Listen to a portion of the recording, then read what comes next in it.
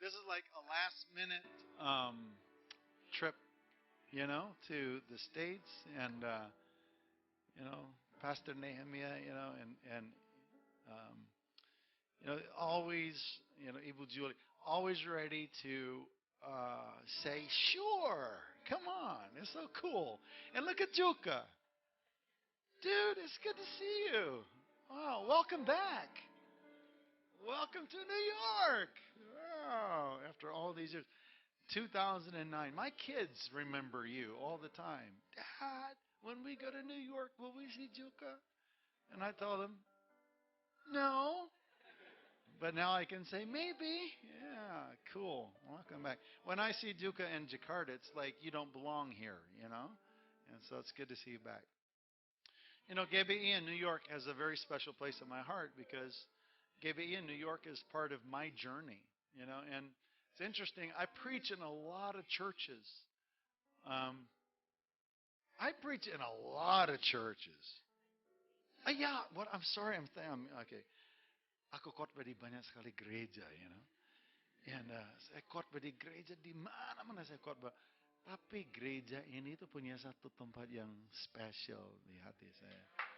Ya. Lu jangan tepuk tangan dulu, dengar dulu. Kenapa gitu loh. Nah ini jadi karena, kita semua, we're all in the journey, aren't we?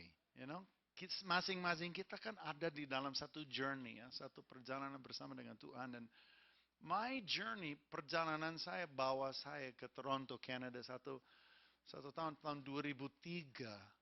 Saya pergi ke Toronto dalam keadaan yang saya tidak putus asa, tetapi saya lelah dan saya capek dan saya kering dan saya terdesak dan saya cari Tuhan. Saya all out, I'm like, saya tiba di satu momen dalam hidup saya di mana saya katakan, I don't care what I have to do, apapun yang harus saya kerjakan, tapi saya harus berjumpa dengan Tuhan.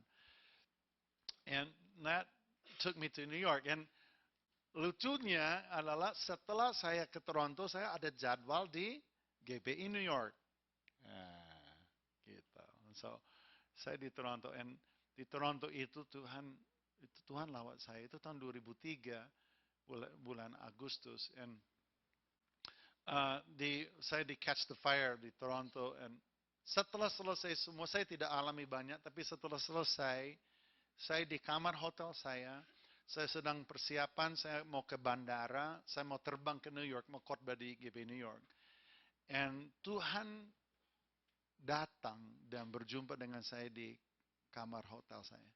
Saya sendirian dan Tuhan datang. And saya baru tahu apa artinya hadirat Tuhan, pribadi Tuhan, pelukan Tuhan di tahun 2003 itu. God walked into my hotel. I didn't see him. It's not like I looked over and go, oh, hey, how you doing there, pal? Nothing like that, Aku tidak lihat Tuhan seperti itu. Tapi he came. I mean, kamar hotel saya tiba-tiba itu penuh dengan hadirat Tuhan. Dan saya nggak kuat untuk, jangan kuat berdiri, kuat duduk juga enggak. Saya langsung rebahan di tempat tidur saya dan Tuhan mulai lawat saya. Dan itu jalan ini saya tidak, memang ini saya tidak punya rencana untuk bersaksi mengenai ini. Tapi kira-kira setelah 20 menit kemudian, karena saya mesti ke bandara, saya mesti terbang ke Boston untuk ke Dover. Boston, Dover, the drill.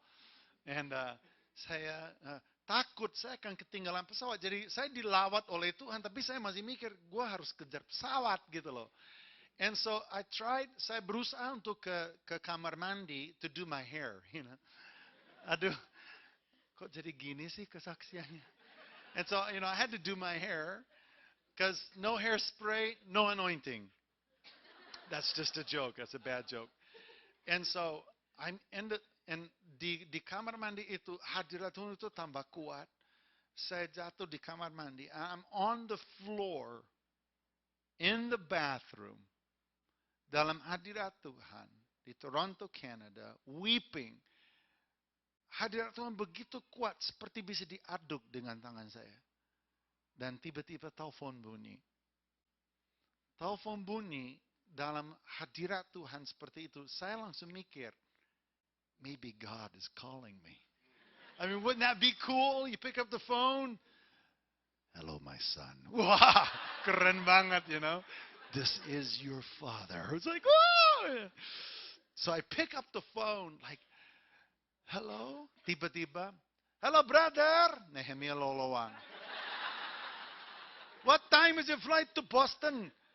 And all I could think, jadi gini, di dalam hadirat Tuhan, apapun it's magnified. You know, dalam hadirat Tuhan sukacita, like, tadi kalian itu ketawa. Ketawa kenapa? Ya karena lucu gitu ya. Tapi dalam hadirat Tuhan enggak begitu. Sukacita is like a wave. Sukacita itu seperti satu gelombang yang kalau dihantam kita, ditembus kita.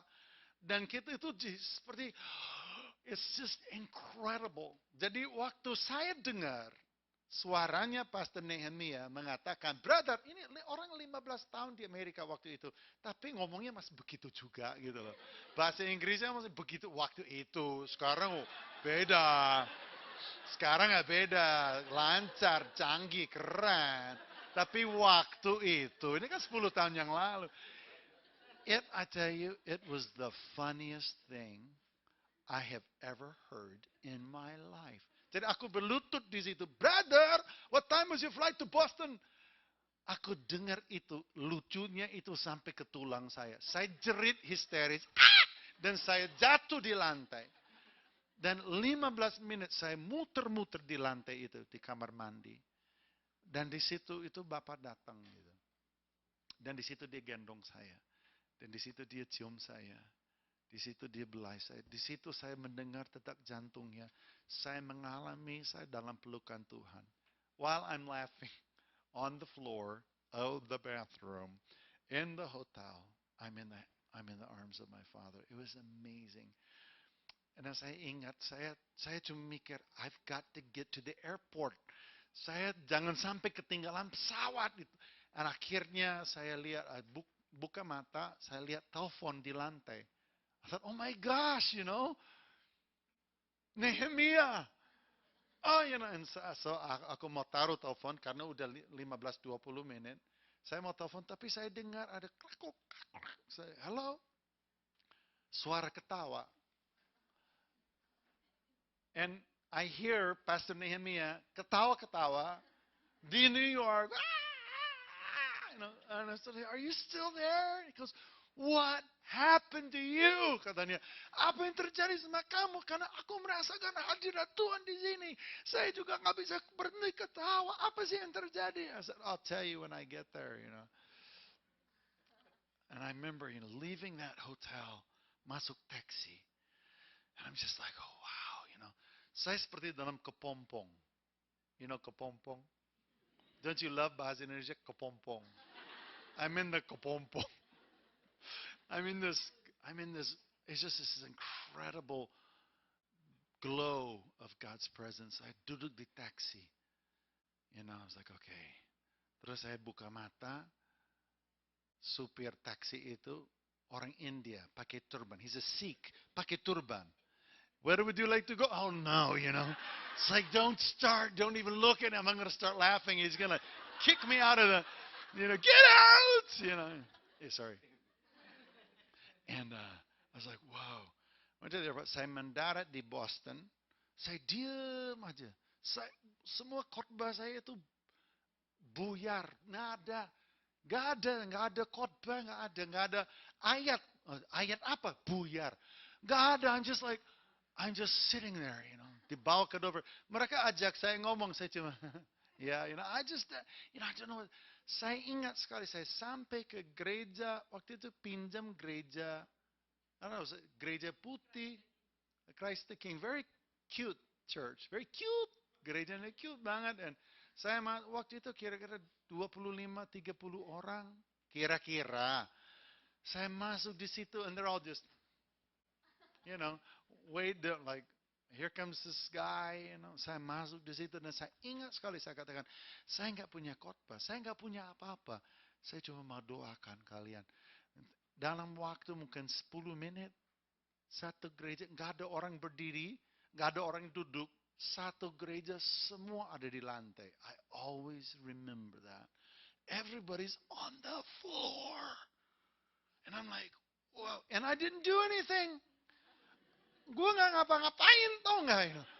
I'm like, wow. And the music is still playing. I'm like, okay, at least we have music. Tiba-tiba music berhenti. Ya my music, plok, di lantai juga. So I'm all alone. And I'm going, wow, that was easy. And I just sit down. I didn't know what to do. And it was so amazing. I'll always remember that. So, and then, and we've had good times, haven't we? I remember Juka on the floor. Saya masih punya video Juka di lantai, weep and just laughing and laughing and laughing in the Korean church, Gereja Korea. Remember? Yeah, di New York. Yeah. Itu hadirat lawat.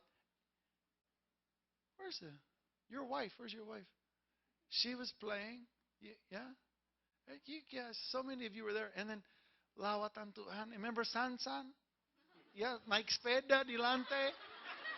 Sansan itu naik sepeda di lantai.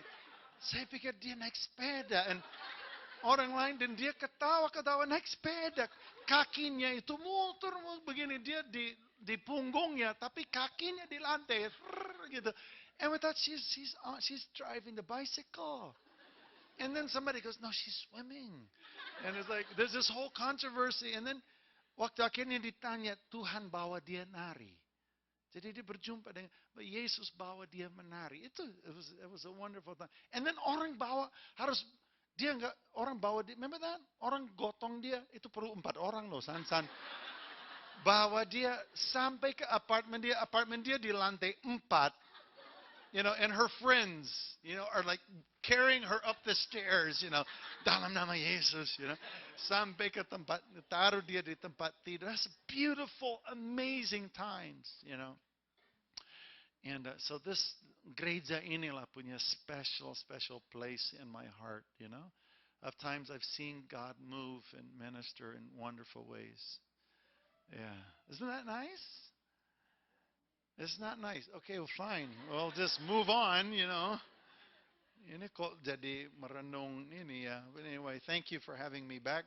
Saya tiba hari Selasa malam, terbang langsung ke Norfolk, Rabu, Kamis, Jumat di CBN, and then Sabtu saya ke sini, nanti malam saya terbang ke Myanmar. Jadi tahun ini sudah 6 kali saya ke Myanmar, karena Tuhan bukakan Myanmar dan saya diutus ke sana oleh Tuhan, dan sekarang kita cepat-cepat buka, dan Tuhan lagi bekerja luar biasa. Myanmar 60 juta orang, 135 suku bangsa, suku etnis yang ada di situ, dan mayoritas adalah orang Bamar, bukan orang Burma, orang Bamar. Dan orang Bamar ini telah menolak Injil dari sejak dulu. Tapi Tuhan bicara kepada saya bahwa sekarang Myanmar buka, dan di antara glasnost keterbukaan dengan kemakmuran yang akan melanda bangsa itu, terciptakan satu window, satu moment di mana Injil diberitakan dan Myanmar akan dimenangkan untuk kemuliaan nama Tuhan. And so maybe 5 years, 5 tahun sampai 10 tahun ini. Jadi setiap bulan saya sekarang 1 minggu di Myanmar. And it's not easy. I mean, it's a very different country. Kalau kalian bisa bayangkan Indonesia tahun 60-an, tahun 50-an, Myanmar kurang lebih seperti itu. Waktu saya datang bulan Februari, ada satu mesin ATM di satu bangsa Myanmar. One ATM machine, the whole nation. Tadi malam saya cerita sama Vivi. Satu kartu SIM, harganya $2.500. For one SIM card. You're not impressed. Fine. And then mobil yang rongsokan yang tahun 1996, 1997 jelek gitu, $40,000. Yeah, right. It's like, wow, are you kidding me? And you get in these taxis The taxis, they have doors, ya, tetapi cuma pintu luarnya doang. Di dalamnya nggak ada. It's just steel. And you get in these cars, you know, and you're thinking, oh my gosh. And the poverty is mind-boggling. It's absolutely impoverished. 90% dari Myanmar itu di bawah garis kemiskinan. It is absolutely astounding.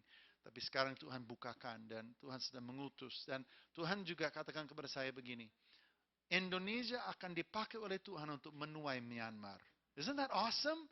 Sekarang Indonesia dibangkitkan oleh Tuhan untuk menuai bangsa-bangsa dan untuk dipakai oleh Tuhan alat untuk memberitakan Injil sampai kepada bangsa-bangsa. Okay. I haven't even started to preach yet. So thank you for extending the service till 2 o'clock, Julie. I appreciate that. You're so generous. You're so nice, you know. Kalian tahu bahwa saya dengan Julie satu kuliah. Dia tidak suka cerita itu kepada orang lain karena dia agak sedikit malu, but it's okay. You know, dia memang pemalu sebagaimana kalian semua tahu. She's this really shy person. Petualangan menuju kedewasaan. Inilah DVD. Nah, saya ini promo. Inilah saya lagi promo sini. Saya nggak tahu. Saya sampai ke Singapura, saya cek. Kenapa saya punya carry-on is so heavy? Karena saya punya staff masukin 150 DVD in my bag. Makanya tanganku nyaris copot. And so I thought to myself, what am I going to do? So, here you go. Kalau Anda tidak mau beli DVD ini, karena suka isinya, belilah DVD ini karena kasihan sama itu hamba Tuhan yang gotong DVD jauh-jauh dari Jakarta. Okay, but this is actually very special. This DVD is very special karena tahun ini saya capek dengan DVD khotbah yang selama ini saya buat, dan Tuhan tahun ini kerjakan banyak sekali hal dalam hati saya, dalam hidup saya. Jadi I made a different kind of DVD. Jadi karena saya suka mendaki gunung, saya bawa anak-anak saya mendaki gunung, and my kids are just tired of mountains. I'm like, come on kids, let's go do Papandayan, and they're like, Dad, please give us a break, you know. So we've done like Jawa Barat, Jawa Tengah, Jawa Timur, all the mountains. We go up and down the mountains, okay. Tapi waktu saya di Papandayan, Tuhan kerjakan sesuatu yang sangat spesial dalam hati saya, karena memberitakan Injil kepada seorang pemandu namanya Pak Ai, orang Sunda Tulen gitu. Dan bagaimana Tuhan itu jamaah hidupnya. Dan juga di daerah Wonosobo, di Telaga Warna, itu Tuhan lawat, salah satu pemandu kami, Tuhan lawat sedemikian rupa, lagi memberitakan Injil sama dia. Dia nggak bisa nafas, dia berhenti, dia sesak nafas, dia nangis, dia katakan, saya tidak pernah dengar hal seindah ini seumur hidup saya. Dia orang Muslim, saudara. And he's starting to weep in the middle of the potato field. Ya, di tengah-tengah tanaman kentang. Kenapa saya nggak bisa nafas, Pak? Kenapa saya merasa, kenapa aku mendengar berita ini? Saya itu sesak, Pak. Kenapa jantung saya berdebar-debar? Apa yang sedang terjadi kepada saya? Kenapa aku dengar cerita ini? Saya itu kepengen dengar lagi, ceritain lagi dong, Pak. And while he's saying it, datanglah ibu petani. She come up, you know. Ada apa ini? Oh ini lucu dia. Dia duduk, Pak Tani juga datang and sit down. I feel like Jesus, you know. And I'm like, yes, sit down, my people. Let me, you know, it was just awesome. Nah, melalui itu Tuhan itu betul-betul bawa saya jatuh cinta dengan berita Injil. Dan saya sadar selama ini saya jadi kayak kehilangan rasa cinta, rasa kagum akan berita Injil. Nah, waktu saya follow up itu, saya mulai temukan banyak kita juga bahkan tidak terlalu ngerti berita Injil. Jadi tanya 10 orang, apa sih berita Injil? Coba ceritain. Ceritanya kok agak sedikit beda-beda gitu loh. Jadi banyak kita tidak mengerti juga Injil yang selamatkan kita, yang ubahkan kita nggak mengerti betul. Jadi inilah, jadi dari situ, jadi ini judul daripada ini adalah petualangan menuju kedewasaan. Jadi saya balik lagi ke pepandaian. Saya bawa kru kamera. I brought a crew, and it was really cool, It's like, okay, my crew, they're like, woohoo, we're going to do Papandayan, man. This is awesome, And so I've got my Indiana Jones hat on, and like, okay, here we go. And saya khotbah. Dari kawah sampai ke puncak saya khotbah. Judulnya Petualangan Menuju Kedewasaan. Petualangan karena, ini bukan perjalanan. Kita ini sedang mengikuti pencipta alam semesta. Anda bisa katakan amin? Inilah Tuhan yang bertata atas ciptaannya. Ini adalah Tuhan yang begitu dahsyat, yang hatinya mempara dengan cinta. Alkitab mengatakan dia adalah api yang menghanguskan. Dia adalah Tuhan yang dahsyat dan hebat dan luar biasa. Dan mengikuti dia adalah sebuah adventure. It's not like just a journey. It's an adventure. It's the most amazing thing. Ini hal yang paling mengagumkan. Jadi petualangan ini akan membawa kita pertama, kita percaya, tapi kemudian kita itu menjadi orang yang terdesak hati. Jatuh cinta dengan dia, mencari dia. Kemudian kita menjadi orang yang harus mau dimuridkan. Kalau kita mau menjadi dewasa penuh, seperti dikatakan di Efesus pasal 4. Dewasa penuh. Tingkat pertumbuhan sesuai kepenuhan Allah. Itu bicara mengenai satu keadaan matang dan dahsyat. Menjadi alat yang tajam di tangan Tuhan. Kita harus mau dimuridkan. Kemudian kita diutus menjadi penuai. Jadi ini petualangannya. And so, I climbed the mountain, I'm preaching. Setelah 4 jam, seluruh kru saya teler semua. They're all just like, they can't breathe. They're trying to climb these softies from Jakarta, And so, tapi cameraman saya kuat. Cameraman saya itu sampai ke puncak, and the two of us at the top. Nah, jadi ini khotbah ini saya gabungkan dengan khotbah saya di Tampak Siring. Jadi we go back and forth from gunung ke gereja. Tapi setelah itu saya buat ini, sebuah kabar baik. Nah, sebuah kabar baik adalah berita Injil yang murni. 35 menit. Nah, inilah berita Injil. Dari penginsafan akan dosa sampai kepada karya keselamatan. Sampai kepada ini. Sampai saya juga tuntun orang untuk percaya dan terima Yesus di DVD ini. Maksudnya 2. Yang pertama, kita belajar. Berulang-ulang kalau perlu dengar sampai kita hafal. Berita Injil itu apa aja. Apa aja kebenaran, apa aja ayat-ayatnya. Ya. Dan yang kedua, kita ini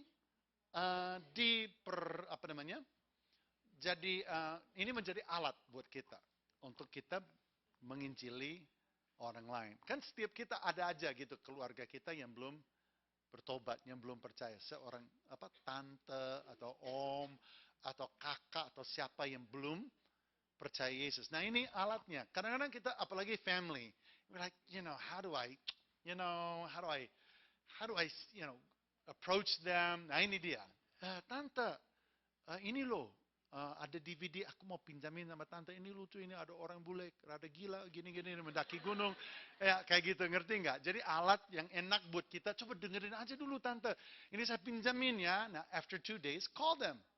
Setelah 2 hari, telepon dia. Tante gimana? Udah dengar belum? Waktu doa, tante ikut doa nggak? Gitu. Kalau dibilang, oh iya, memang sih saya ikut doa. Nah, itu dia. Langsung saudara bisa tarik jala. Kan kita tebar jala, tapi kita harus juga tarik jala. Right? Ayo sama-sama tebar jala.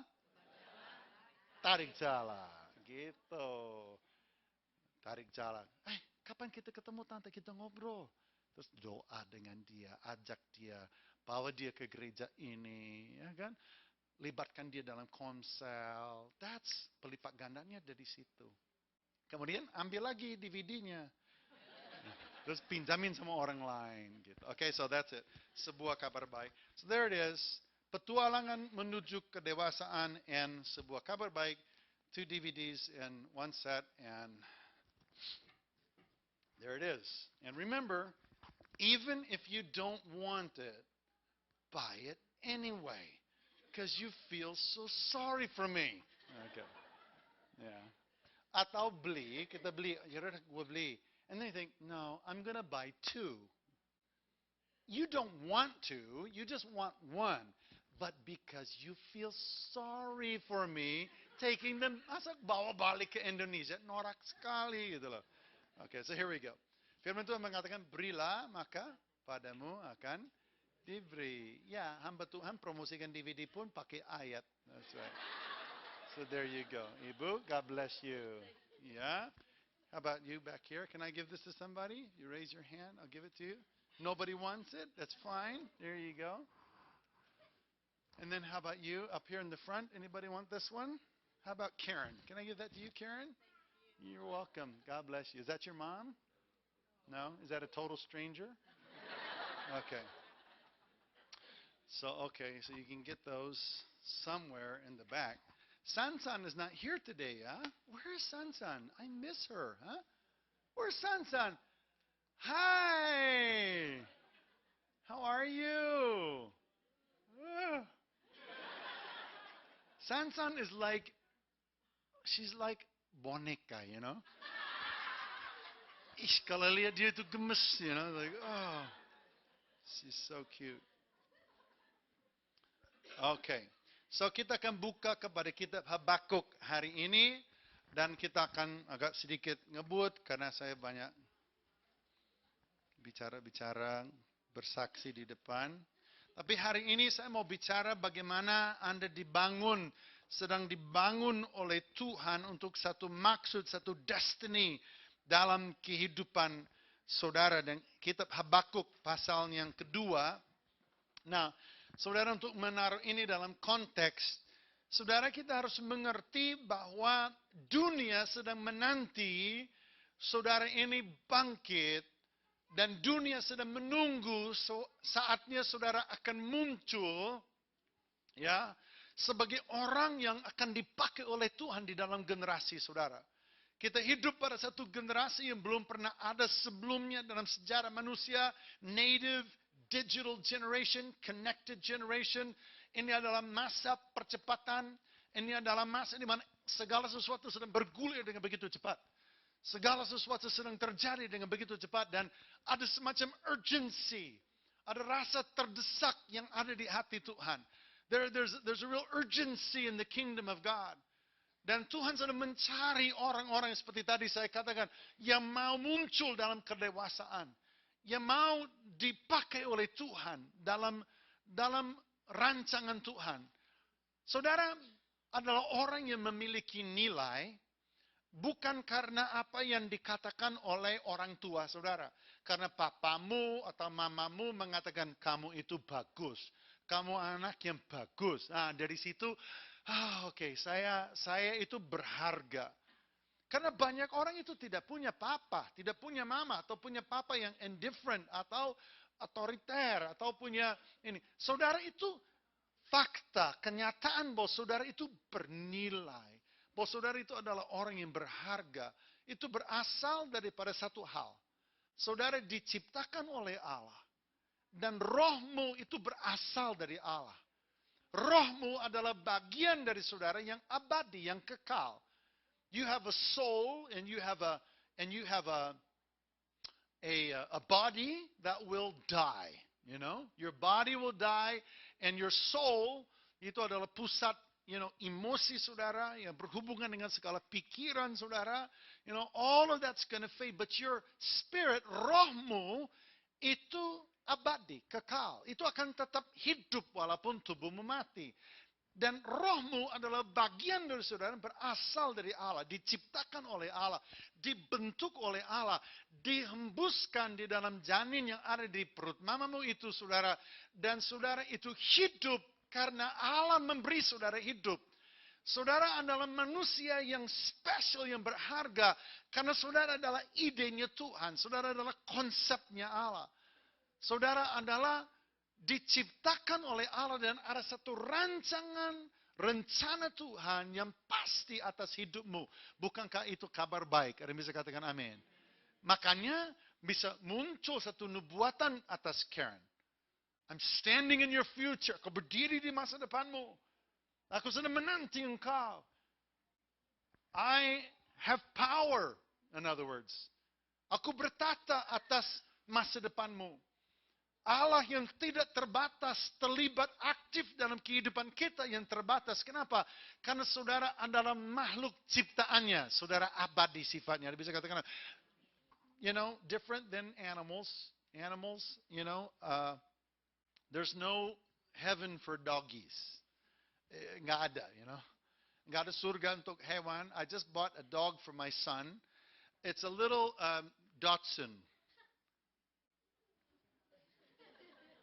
It's a mini Dachshund. Like tackle, tapi tackle yang ditembak dan diciutkan. Ciut gitu. It's like even smaller. Like mini tackle. And it's so small. You can just like take roti and bungkus and just, it's cute and small. And waktu bawa pulang, tiba-tiba listrik mati. So my son has an idea. I call him Blackout. So the name of the dog is Blackout. Tapi anak perempuan saya, dia lahir dengan Down syndrome. Jadi dia beda. Pokoknya dia adalah makhluk yang sangat berbeda dengan anak-anak saya yang laki. Jadi si Holly itu suka segala sesuatu dijadikan bahasa Indonesia. So I was on the phone, I was lagi Skype tadi malam. Hey Holly, how's the dog? Bahasa Inggris. How's the dog? Oh, yeah. It's good. I said, where's the dog? Siapa katanya? Si itu ya katanya. Si mati lampu. So she calls, Blackout, she calls, yo mati lampu. Very funny, So, you are eternal being. Isn't that awesome? Saudara itu berharga karena itu. Saudara itu bernilai karena itu. Segala yang lain, pujian atau afirmasi yang saudara dapatkan dari manusia itu bonus. Tapi kenapa saudara itu berharga? Itu berasal daripada satu kenyataan ini. Makanya saudara harus mengerti bahwa ada satu rencana. Nah, Allah sedang memanggil, mau bawa kita muncul. Saudara, dalam sebagai alat di tangannya untuk generasi ini. Dan ada satu urgency dalam hatinya. Makanya saudara, inilah waktunya saudara memberi diri untuk Tuhan bawa saudara ke dalam kemaksimalan. Bawalah saudara ke arah potensi yang saudara miliki. Ada banyak hal yang sudah Tuhan tuang ke dalam dirimu. Yang akan dinyatakan, yang akan dibongkar. Harta yang akan dibongkar oleh Allah. Dan akan dipegang oleh Tuhan. Dan saudara akan dipakai dengan dahsyat oleh Tuhan. Makanya saudara, yang dunia nantikan adalah itu. The world is waiting for that. The world is waiting for you. Dunia ini, generasi ini, yang patah, yang rusak, yang terjerat di dalam dosa dan dalam kegelapan, sedang menanti saatnya saudara ini bangkit. But God, the world and God, it doesn't just need you. Dunia sedang menanti versi saudara yang diurapi oleh Allah. Dunia tidak butuh versi saudara yang geblek. You understand what I'm saying?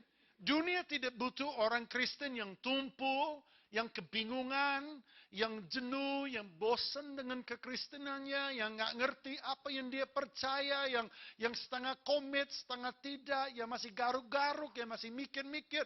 No, dunia sedang menanti versinya saudara yang diurapi oleh Allah, yang radikal, yang on fire, yang siap dipakai oleh Tuhan. Anda bisa katakan amin. And that's where we're going. Now, blueprint untuk ini ada di Habakuk pasal yang kedua, ayat 1 sampai 3. Dan kita akan baca Habakuk pasal yang kedua, ayat 1 sampai 3. Kita akan baca bersama.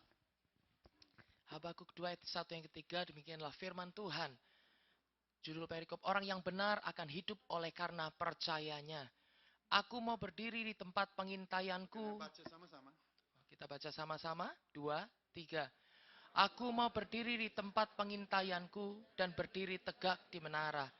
Aku mau meninjau dan menantikan apa yang akan difirmankannya kepadaku. dan apa yang akan dijawabnya atas pengaduanku. Lalu Tuhan menjawab aku demikian, tuliskanlah penglihatan itu dan ukirkanlah itu pada loh-loh, supaya orang sambil lalu dapat membacanya. Sebab penglihatan itu masih menanti saatnya, tetapi ia bersegera menuju kesudahannya dengan tidak menipu. Apabila berlambat-lambat, nantikanlah itu, sebab itu sungguh-sungguh akan datang dan tidak akan bertangguh. Amin. Okay, so here's kind of a blueprint. Okay, this is a bit of a blueprint. Ini kayak semacam peta menuju kepada kemaksimalan kita. Peta menuju kepada menjadi orang yang akan dipakai Tuhan di dalam generasi kita. Yaitu apa yang Tuhan mau kerjakan di dalam kehidupan setiap saudara. Yang pertama, saudara harus mengerti bahwa Habakuk ini, he's a prophet and he is in deep trouble. Ini seorang nabi dalam keadaan galau, dalam keadaan yang terluka dan duka, dalam keadaan yang terdesak. Karena dia hidup di kota Yerusalem yang sedang dikuasai musuh. Dan saudara, orang Babel pada waktu itu, dia bisa masuk kapan saja. Kalau dia cari hiburan, tinggal dia masuk ke kota-kota Yerusalem, dia mau bunuh, dia mau perkosa, dia mau bantai, dia mau lakukan apapun. Mereka tidak kena sanksi apa-apa. Mereka bisa lakukan apa saja yang mereka mau. Sangat-sangat biadab, sangat-sangat gelap masanya. Dalam keadaan yang sangat-sangat tegang dia hidup. Dan dia bingung kenapa hal ini terjadi. Why is the world such a dark place? Why is the world so full of hatred and fear? Why is the world so full of violence and crime?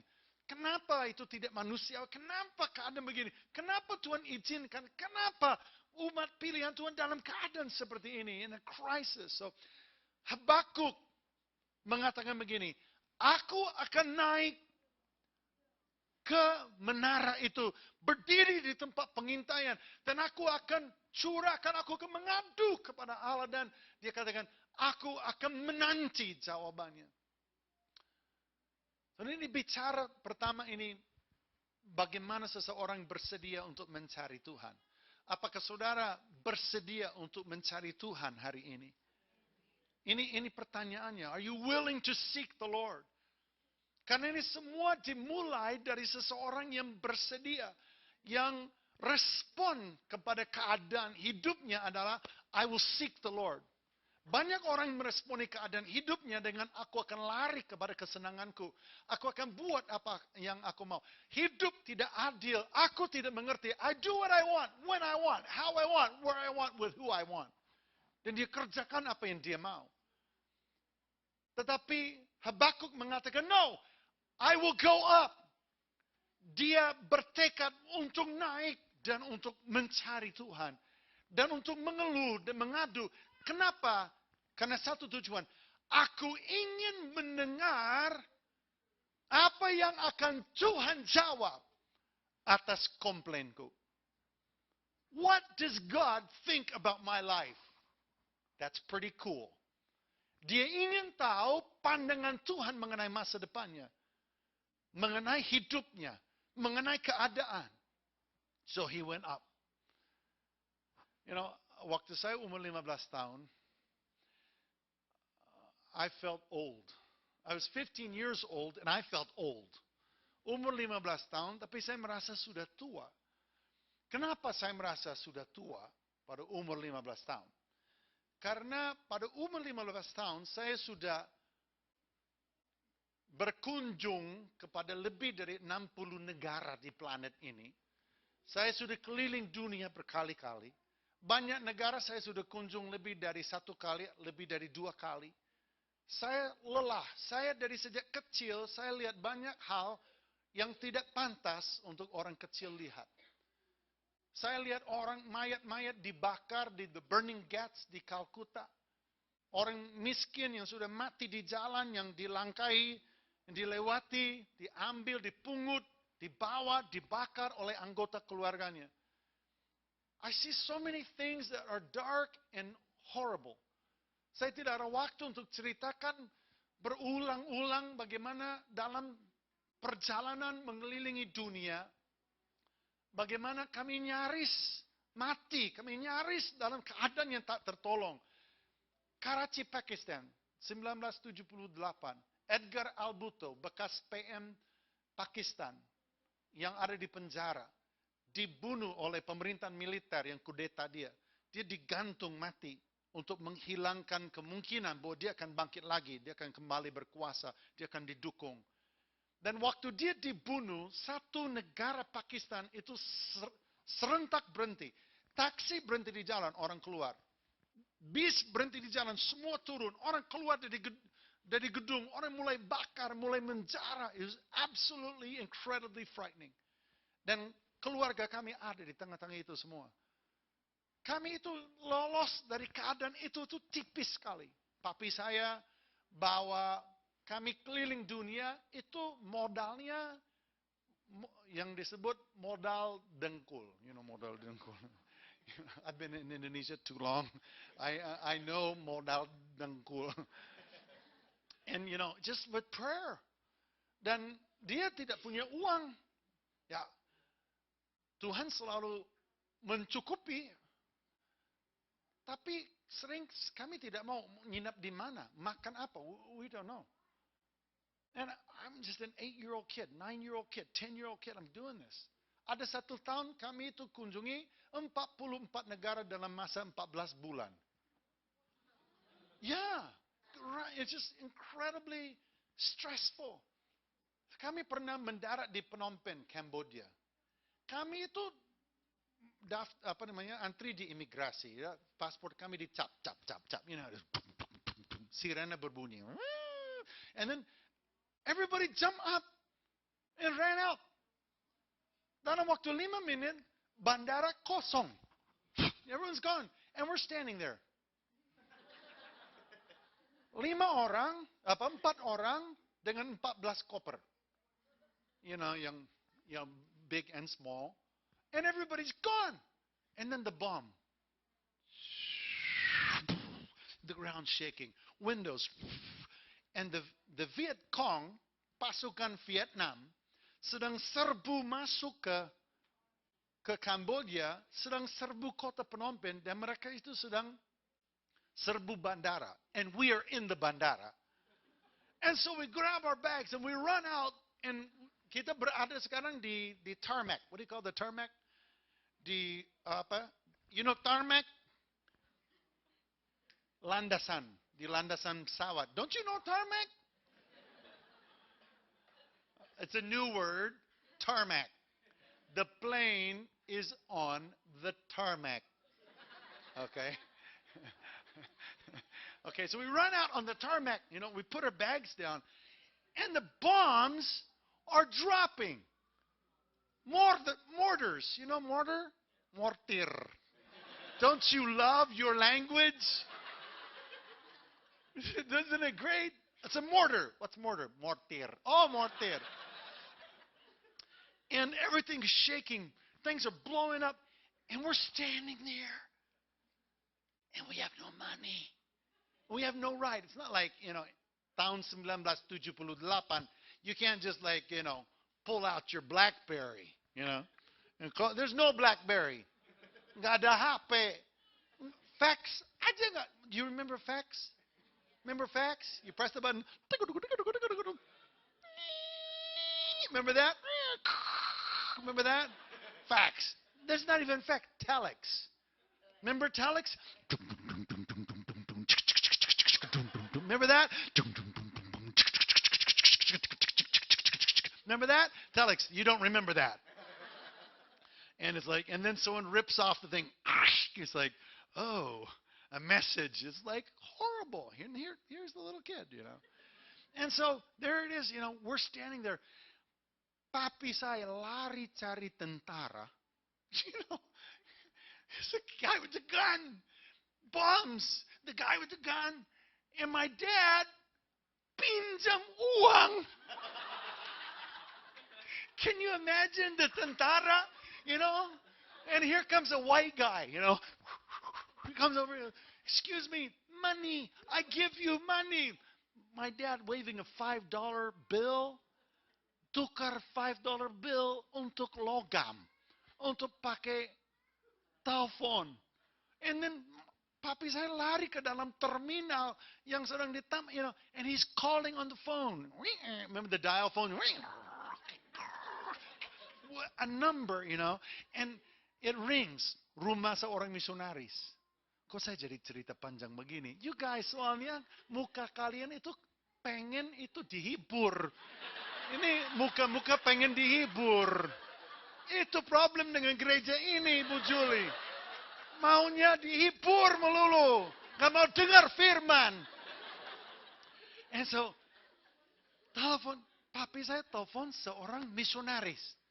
Misionaris sedang tiarap. You know tiarap? Sedang tiarap di rumah karena nompen sedang diserbu. Telepon bunyi. Mungkin dia pikir God calling him, Dan dia angkat telepon. Guess what? Ada satu keluarga sedang ada di bandara. Di tengah-tengah itu semua di tarmac. Waiting for pick up. He was so mad. What are you? And this missionaries itu langsung seketika itu juga mendengar itu.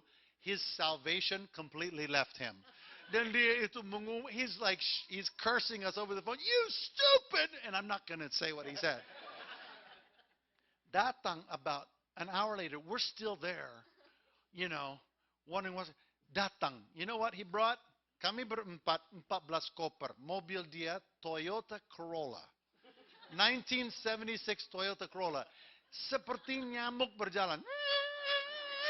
And he's doing this. Supaya dia tidak ditembak.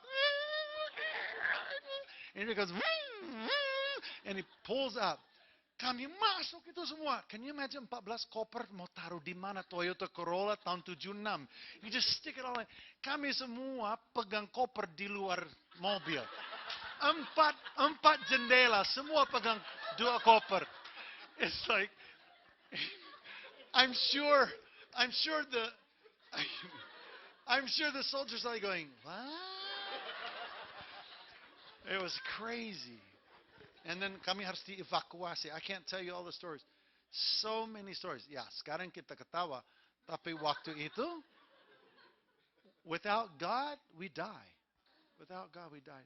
I was at the age of 15 years old. Saya kembali ke Tulsa, Oklahoma. It's redneck country, man. Tulsa, Oklahoma. I'm 15 years old. I feel old. And all my friends, I'm looking at my friends and I'm going, and they're all like going, rock and roll, dude, whoa! Let's get a beer. And I'm sitting there, I'm going, you have no idea how bad this world is, how tough that you have no idea. Did you know? Do you know who I am? You got all that going on. I went to Oral Roberts University with Julie. Yeah, about near the same time. What year did you graduate? Don't say that. And, motonya, ini bahasa Inggris, motto. Bahasa Indonesia, motto. Mottonya begini, go where his light is dim, his voice is heard small, and his power is not known. Go into every man's world. Pergilah di mana cahayanya redup, suaranya nyaris tidak didengar, dan kuasanya belum dinyatakan. Pergilah ke dalam dunia setiap orang. Something like that. And I was like, wow, captured my heart, It's like, wow. Saudara, saya tahu bahwa Tuhan punya rencana untuk hidup saya. Tapi saya tahu itu di lubuk hati saya. David said, God, may you find truth in my innermost being. Kiranya engkau temukan kebenaran di lubuk hatiku, ya Tuhan. Tahukah saudara, di dalam diri setiap saudara ada kebenaran di lubuk hati. Ada satu kebenaran, ada satu suara yang sedang menyaksikan, yes, God is real. Benar, Allah itu nyata. Benar, kamu diciptakan olehnya. Benar, dia punya rencana untuk hidupmu. It's deep inside of you. Giving witness, memberi saksi. And I had it, but I didn't want it. Let me tell you this. Waktu saya tamat dari Oral Roberts University, saya sama sekali tidak punya keinginan, niat, atau kemauan untuk saya pergi ke Indonesia atau wherever. Saya mau tinggal di Amerika. I want to live in America. I want to live the American dream. I want to be an entrepreneur and I want to become rich. And I want to enjoy my life. Rock and roll. And that's all. I'm tired and I just want peace. And I just want to build a career. I graduated. Teman saya bilang, hey, let's go to Thailand. Ada pelayanan misi, ada mission trip, 3 bulan. Just 3 months, and then we work. I said, okay. I went to Thailand, 3 bulan. 3 bulan yang sangat nggak nyaman. 3 bulan, I feel so uncomfortable. I want to go home. I want to go back to America. I want to get started. And yet, pada saat yang sama, saya kok jadi cinta. Saya kok jadi, hati saya melekat. I think, what's going on? I don't like it. I want to go home. Dan di dalam keadaan ini, saudara, saya bergumul. Saya ingat satu hari saya sedang mandi di sebuah desa. Desa itu cuma satu pompa air. Jadi semua orang berkiblat kepada tengah desa itu, di pompa itu.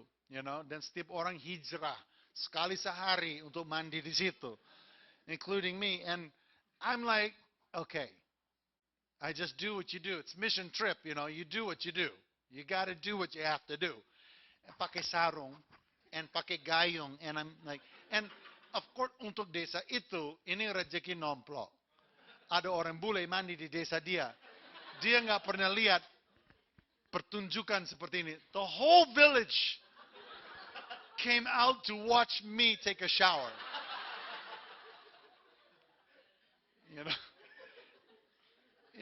Nowadays, the whole village would hide if I was taking a shower because I'm old and fat, But back then, I'm taking a shower, the whole village, and anak-anak itu kelilingi saya. Anak-anak kelilingi saya, and they're all laughing. They think it's so funny. Mereka itu ketawa, they're having so much fun, And I'm also laughing. Saya juga ketawa. Di luar, di dalam, gue pengen gampar. But, you have to laugh at yourself. So, yeah, haha. And I'm trying to keep my sarung up. And air turun di muka saya. Air turun. And I still remember matahari yang begitu terang. Dan dengan tirai air itu, it like sparkling, And it was a unique moment. Gigi mereka kan putih.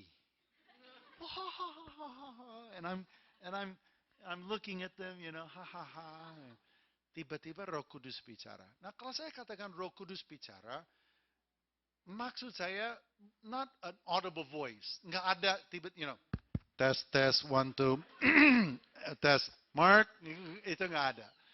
Yang ada adalah sebuah kesan yang kuat di batin saya. Satu kesan yang tiba-tiba muncul satu kalimat yang begitu clear. Muncul dalam batin saya bicara begini.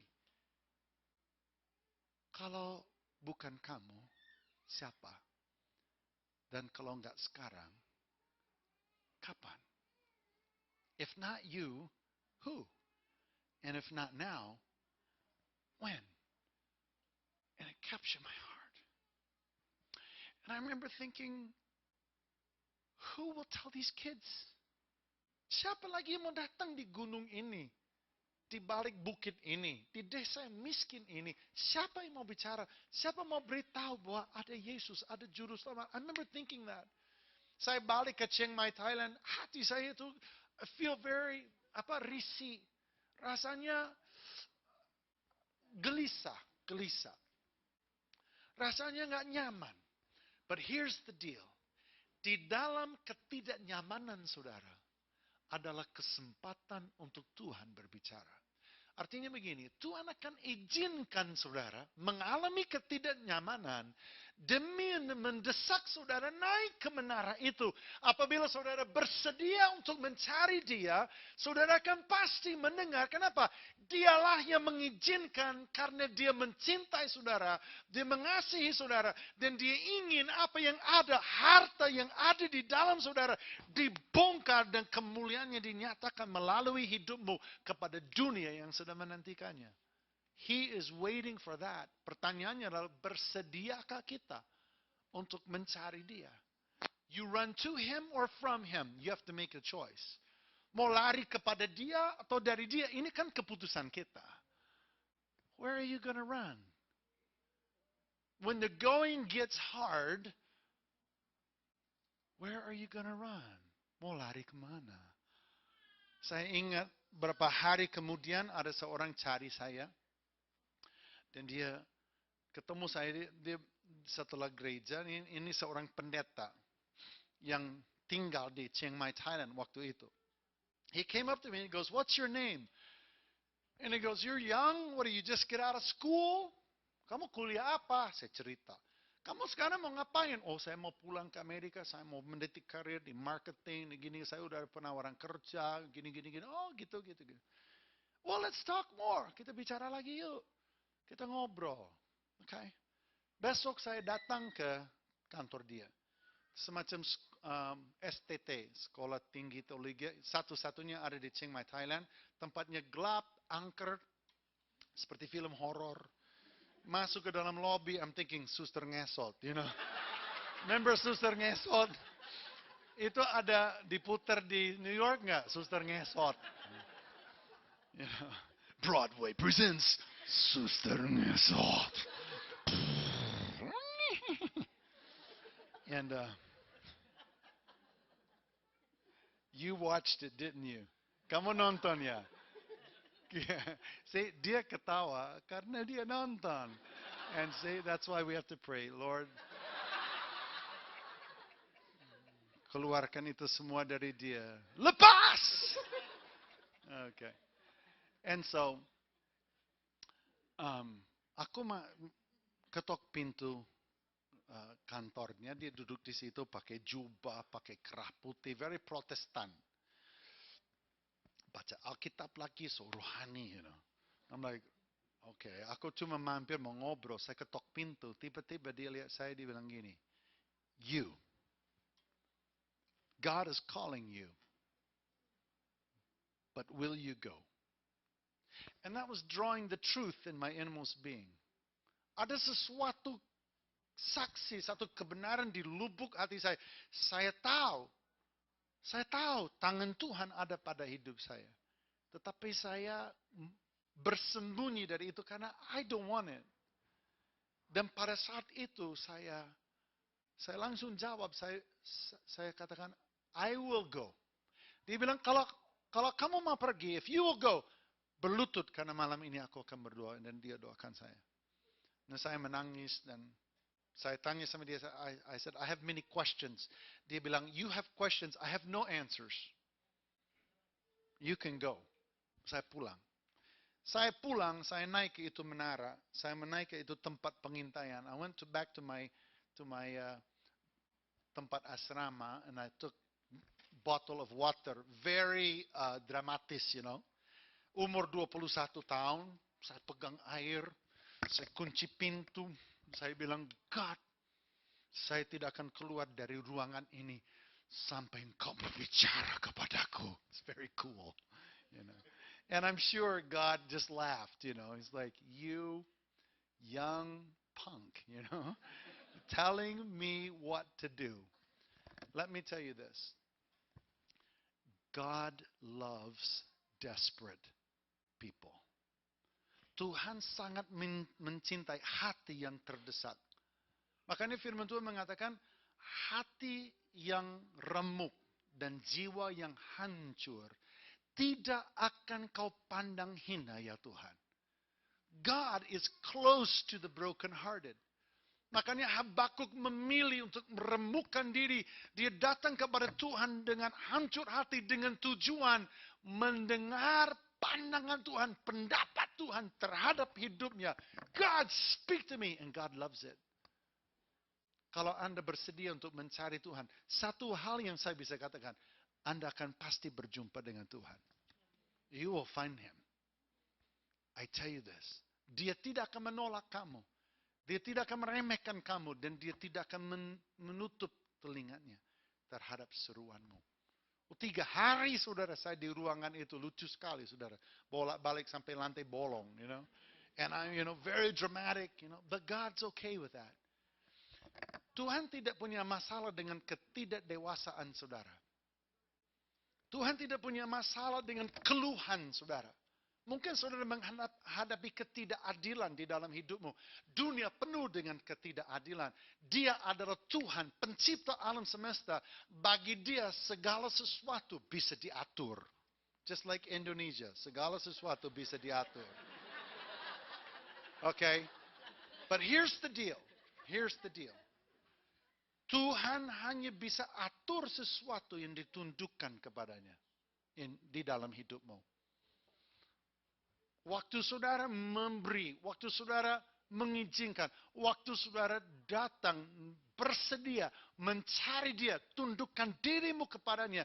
Segala sesuatu sekalipun itu ketidakadilan, sekalipun itu adalah big problem, big mistake, big sin, apapun, itu Tuhan bisa pakai untuk membangun hidupmu menjadi mulia di matanya, di tangannya. Kalian bisa katakan amin? Oke. Ayat yang kedua. Believe me, I'll be very fast. Kasihan kalian. Ayatnya yang kedua dikatakan begini. Dikatakan, lalu Tuhan menjawab aku. Sama-sama katakan Tuhan menjawab aku. Dan dia katakan, catat. Ini aku mau bicara ini, catat. Write it down. Artinya begini. Tuhan akan pasti berbicara, tetapi apa yang dia katakan, dia mau itu dihargai. Saudara bersedia untuk mencari dia, jangan sampai mencari dia, dia berbicara, kemudian tidak dihargai, tetapi dikesampingkan. You ask, God answers, and then you push it away. Are you with me? He says, write it down. Supaya apa? Supaya orang yang sambil lari, bukan sambil lalu. All translations, the runner can run. Orang yang sambil lari dapat membacanya, dapat membawa jawaban yang benar. Artinya begini. Tujuan aku berbicara terhadap hidupmu adalah supaya ada yang mau berlari, membawa ini kepada generasinya. Tuhan sedang mencari orang yang bersedia untuk berlari.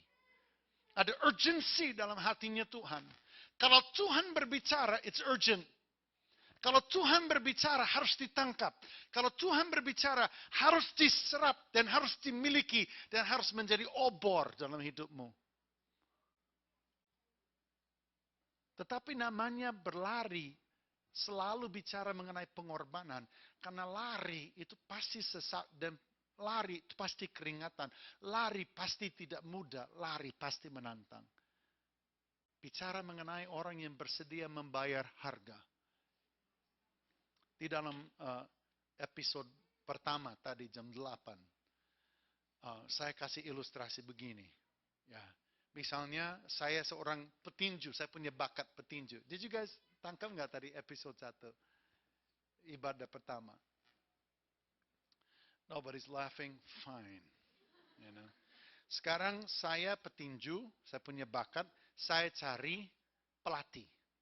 Juka ini, dia pelatih petinju yang terkenal. Right? Saya datang kepada dia. Om Juka, you know, tolong latih saya. Dia melihat saya, dia lihat bakat saya. Dia tahu, I'm a natural boxer. Dia bisa lihat all my stuff, you know. Dia bisa sense bahwa saya itu punya potensi yang luar biasa. Dan dia katakan, oke, saya mau melatih kamu, tapi besok pagi kita harus mulai. Are you ready for that? Oh yeah, no problem. No problem. Oke, kita mulai jam 4. Di 3 bulan pertama kita nggak terlalu berat. Kita cuma 12 jam sehari. What? Besok pagi datang tapi jangan sarapan ya.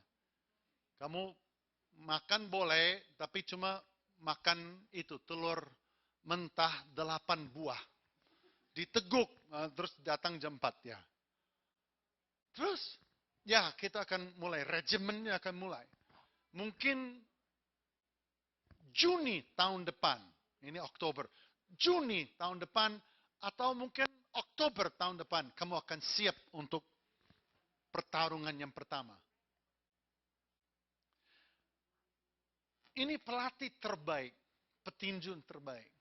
Dia sudah menjadikan petinju-petinju yang menjadi juara, menjadi rich, menjadi famous, menjadi powerful, menjadi terkenal, change the world of boxing. Sekarang aku bilang begini, misalnya, dia bilang, oke, terima kasih Om, terima kasih banyak, Om bersedia untuk melatih saya. Saya terima kasih. Pertama, saya mau ucapkan terima kasih kepada Om bersedia untuk melatih saya, bersedia untuk menerima saya. Di Indonesia kita bicara itu panjang. Ya, terima kasih ya Pak. Ya, saya itu sangat merasa Bapak menghargai bla bla bla. Tapi kita bilang, tapi Om begini Om. Mungkin Om sedikit salah paham. Maksud saya sebenarnya gini Om. Saya appreciate sih mau melatih saya, ya mau bantu, saya appreciate. Tapi maksud saya, yang saya perlu dari Om itu trik-triknya aja Om, trik-triknya aja. Ya Om ya, sorry ya Om ya. Yang saya perlunya triknya. Jadi kalau saya di ring tinju, nah trik-triknya gimana nih? Supaya saya bisa kalahin lawan gitu loh.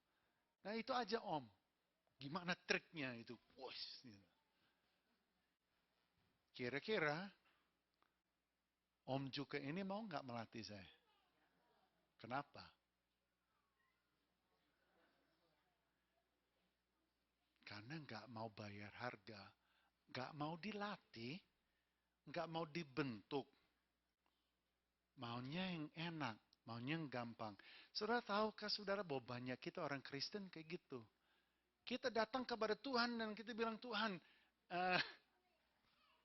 aduh, makasih ya Tuhan, keselamatan yang kau beri sangat melegakan. Pengampunan dosa. Tapi ginilah Tuhan, maksud saya, tolong dong trik-triknya aja.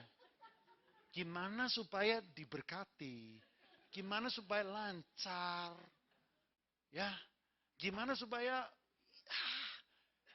gimana berkenan gitu loh, diberkati gitu loh, supaya berhasil. Gitu aja Tuhan. Tolong ya, ayat-ayat yang gurih aja Tuhan. Yang enak gitu. Ditelan bawa damai. Kita dengar ayat itu kayak, so good, you know. I will never leave you. And I will never forsake you.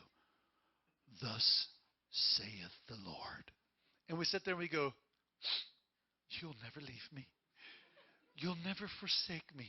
And then somebody goes, be ye holy as I am holy. Ha, la, la, la, la, la, la. We don't want to hear that one, you know.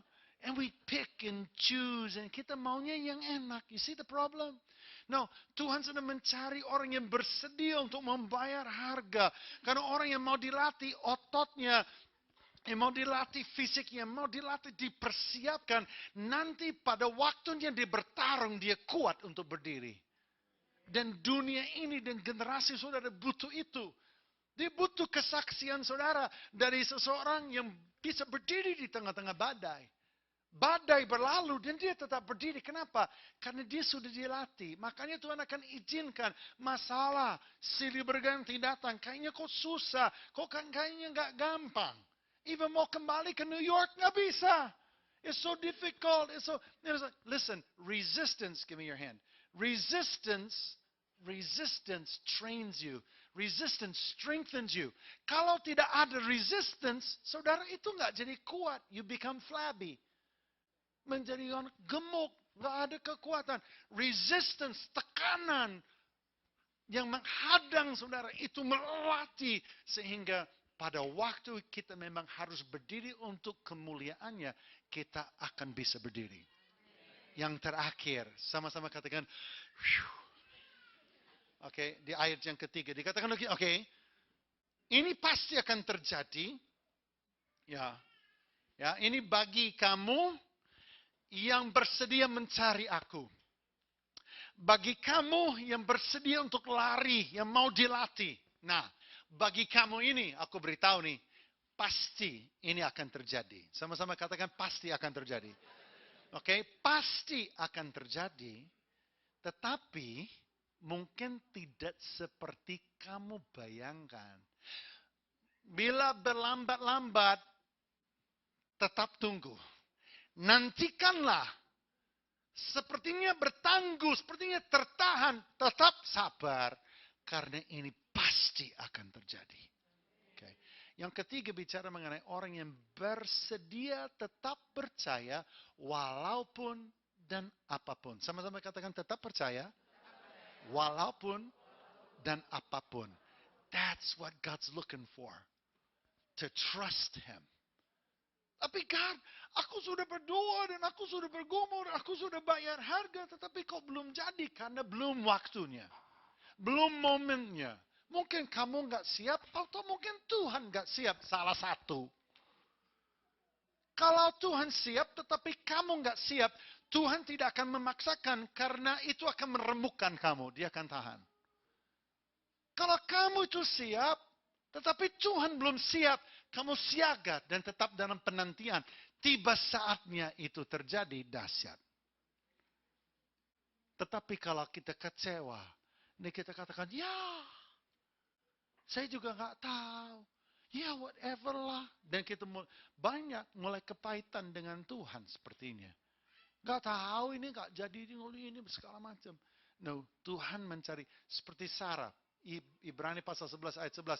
Sarah walaupun umur 90 tahun, dia tetap percaya walaupun tidak ada dasar untuk percaya. Keren. Dan apa yang terjadi? Tuhan mengubahkan dunia melalui Sarah. Bersedia untuk menanti sampai itu jadi dalam hidup saudara. Mari kita bangkit berdiri, kita akan berdoa.